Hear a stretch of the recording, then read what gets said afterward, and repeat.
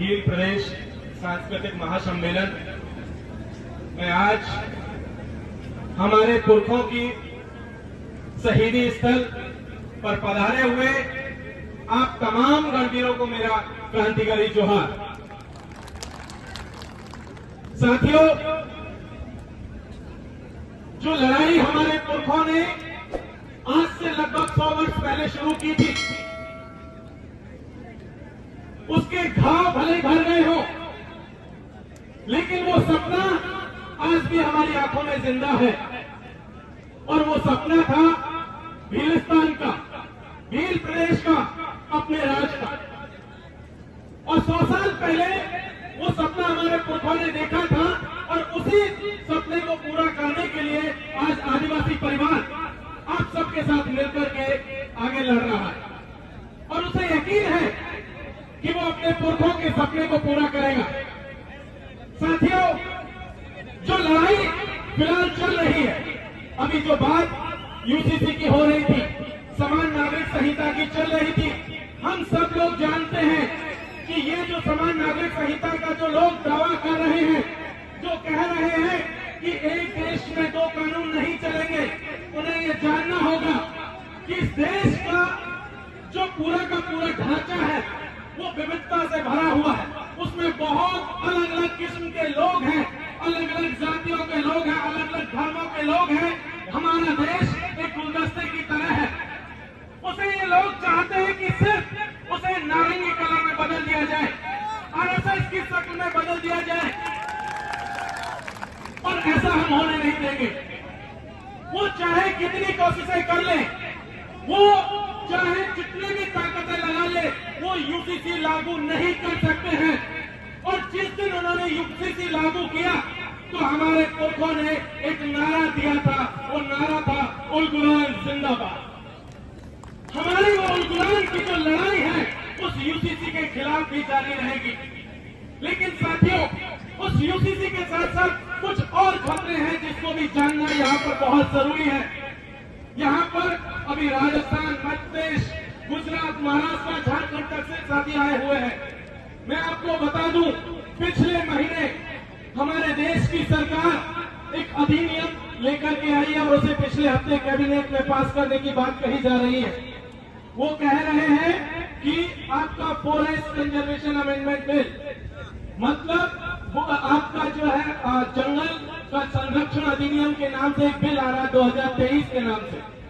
उसमें क्या बातें कही जा रही हैं उसे जानना बहुत जरूरी है, क्योंकि ये बिल भी हमारे भील प्रदेश के, भीलिस्तान के, हमारा भील खंड का जो सपना है उसको सपने को चूर चूर करने के लिए बिल लाया जा रहा है। उस बिल में कहा गया है कि जितने भी आपके इलाके से सड़कें गुजरेंगी, चाहे वो आपका नेशनल प्रोजेक्ट के लिए हो, नेशनल हाईवे हो, स्टेट हाईवे हो, उसके आसपास की जमीनों पर किसी भी तरीके का कोई दूसरा कानून लागू नहीं होगा। जैसे कि आप समझिए, कोई नेशनल हाईवे इस इलाके से गुजरता है तो आपका सबसे पहले अनुसूची 5 को खत्म कर दिया जाए। दूसरी बात, उन्होंने कहा कि जिन इलाकों में पर्यटन के लिए इलाके रिजर्व किए गए हैं, पर्यटन क्षेत्र विकसित किए जा रहे हैं, उन इलाकों में भी कोई दूसरा कानून लागू नहीं किया जाएगा। ये उस फॉरेस्ट कंजर्वेशन अमेंडमेंट बिल के प्रावधानों में शामिल है। उसके साथ साथ उन्होंने कहा कि सरकार जिसे चाहे, जिस इलाके को भी एक सिंपल नोटिस निकाल करके उसे स्पेशल जोन में डाल सकती है और उस इलाके में भी अनुसूची 5, पेशा अधिनियम 1996, फॉरेस्ट राइट एक्ट 2006 वो भी लागू नहीं होगा।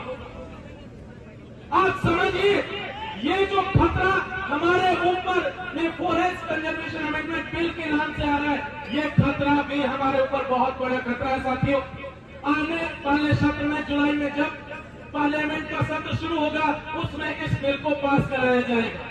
हमें याद रखना है कि हम ऐसे किसी भी बिल को पास नहीं होने देंगे जो हमारे पुरखों को, हमारे पुरखों के सपने को चकनाचूर करे, हमारे अस्तित्व को खत्म करे, हमारे जल, जंगल और जमीन को छीनने की कोशिश करे। ये भी हमें यहाँ से समझना होगा। एक और चीज जिसको समझना जरूरी है, पिछले साल भी इसी तरीके का एक बिल पास किया गया, वन्य जीव संरक्षण अधिनियम इस देश की सरकार ने पास किया, बहुत चुपके से उसको पास कराया गया। उसमें भी क्या प्रावधान था?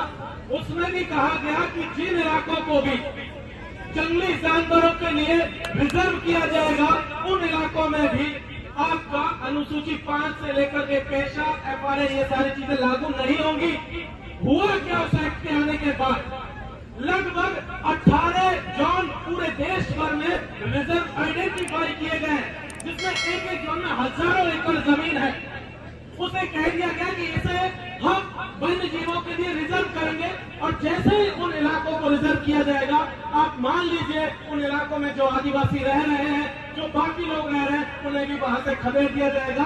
और ये 18 जोन दरअसल सबसे ज्यादा इन्हीं आदिवासी बहुल इलाकों में है साथी। इसलिए भी हमें उस बिल का विरोध करना बहुत जरूरी है। कुछ चीजें और समझना बहुत जरूरी है।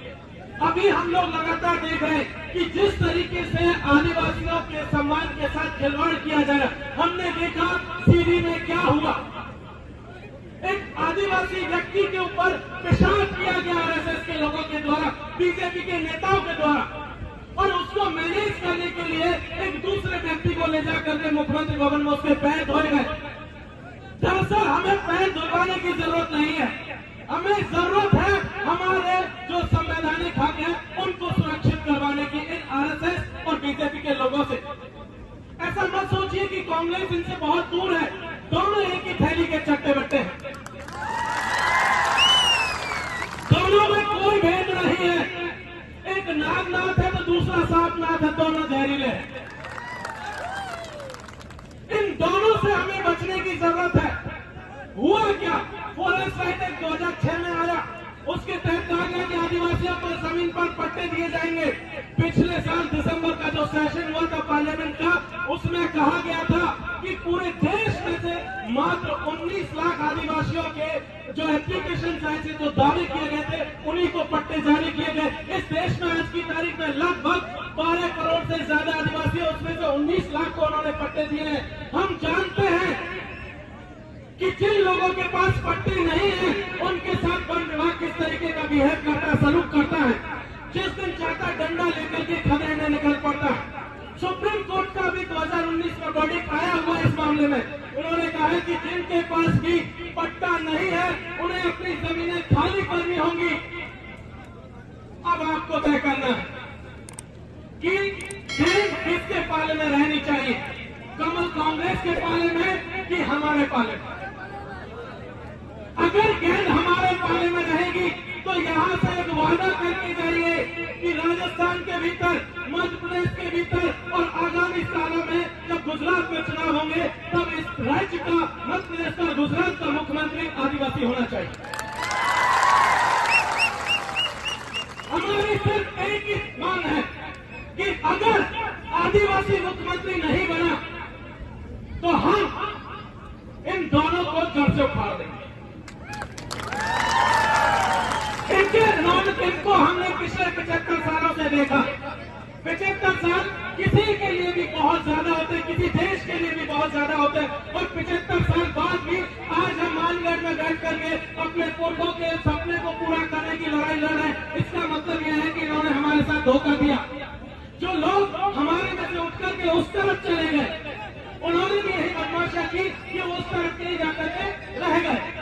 इसीलिए यहाँ से ये चीज हमें जाननी होगी कि हमारे लोग, वो लोग पार्लियामेंट के भीतर जाएं, वो लोग विधानसभा के भीतर जाएं, जो हमारे साथ दिन रात उठते हैं, बैठते हैं, हमारे साथ खाते हैं, पीते हैं, रहते हैं, हमारे लिए लड़ते हैं और हमारे जल जंगल जमीन को बचाने की लड़ाई को पूरा करने का सपना देखते हैं, हिंदुस्तान बनाने का सपना देखते हैं। उन्हीं लोगों को आगामी चुनावों में हमें विधानसभा, लोकसभा में भेजना है। बहुत बहुत शुक्रिया। इंकलाब जिंदाबाद। जय भीम, फूल जोहार।